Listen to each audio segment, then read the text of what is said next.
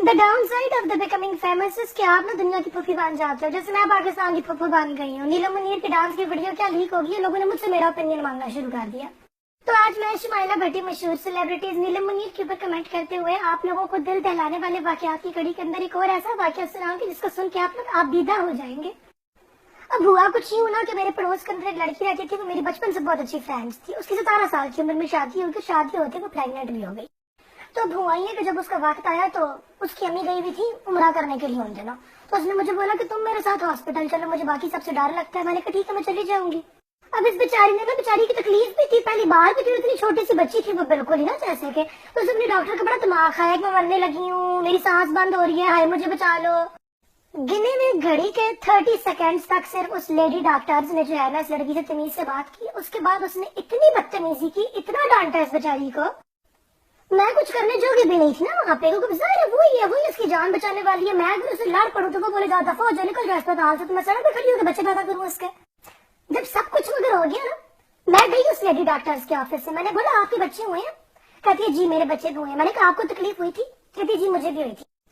میں نے بولا پھر تو آپ پہ اور آپ کی ڈگری پہ اور آپ کے سفید گوڈ کے اوپر لعنت ہے. پوتی کی عمر کی آپ کی لڑکی آئی ہے, پہلی دفعہ اس کا بچہ آ رہا ہے, آپ اس کے درد کو تکلیف کو سمجھ نہیں سکی ایز اے لیڈیز.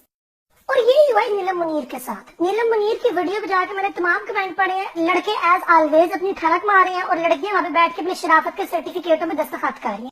بہت زمانے تک میں سوچتی تھی یہ والی بات کہ جب بھی ہمیں کہا جاتا ہے کہ آپ فلاں دفتر میں جائیں, آپ کی سہولت کے لیے عورتیں رکھی گئی ہیں, اس کے باوجود ہم لوگ کبھی اس دفتر میں کیوں نہیں جاتی. I will tell you the reasons for it. The reasons for it is کہ ہم عورتیں باقی عورتوں کے ساتھ بہت سخت ہیں. We are the very hard with each others. شرافت, حسن, تعلیم, کریکٹر, شادی, ریلیشن شپس, ان تمام ہیڈنگز کے اندر ہم ہی ہیں جو کہ سب سے پہلے اوروں کو پٹ ڈاؤنز کرتی ہیں. تعلیم حاصل کر رہی ہوگی تو بولیں گے ہائے کتنی نلائق, اس کو کیسے ڈگری مل گئی ہے. اسپتال میں تکلیف ہو رہی ہوگی تو بولیں گے ایویں ڈرامے کرتی ہے. خوبصورت ہوگی تو بولیں گے میک اپ بہت زیادہ کرتی ہے اس لیے. مرضی کی شادی کر لے گی تو بولیں گی کہ ہائے کتنی لوفر, اپنی مرضی کا لڑکا خود ہی ڈھونڈ کے لے آئی. اور اگر اپنی ریلیشن شپس میں سیٹ ہوگی تو بولیں گے دیکھو کتنی چلاک ہے, میاں کیسے قابو کر کے رکھا گیا.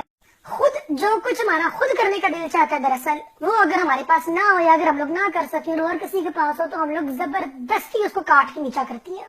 اوپر سے آ گیا انٹرنیٹ. لوگ کہتے ہیں خدا گنجے کو ناخن نہ دے, میں کہتی ہوں خدا ٹھرکی مرد کو کیمرے والا فون اور جیلس لڑکی کو سوشل میڈیا کی طاقت نہ دے.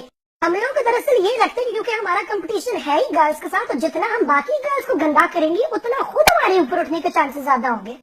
گرلز کو کریکٹر وائز نیچا دکھا کے خود تو ہم ملائی کی طرح دودھ سے اٹھ کے اوپر نہیں آ سکتی, مگر ہم وائز کے لیے والی بات ضرور نارمل کر دیتی ہیں کہ وہ بھی گرلز کو کریکٹر وائز نیچا دکھانا شروع کرتے.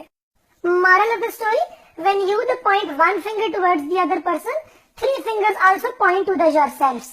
That's all I want to say on Neelam Munir issue. تھک گئی ہوں, پتہ ہے میں ایگزاسٹ ہو گئی ہوں.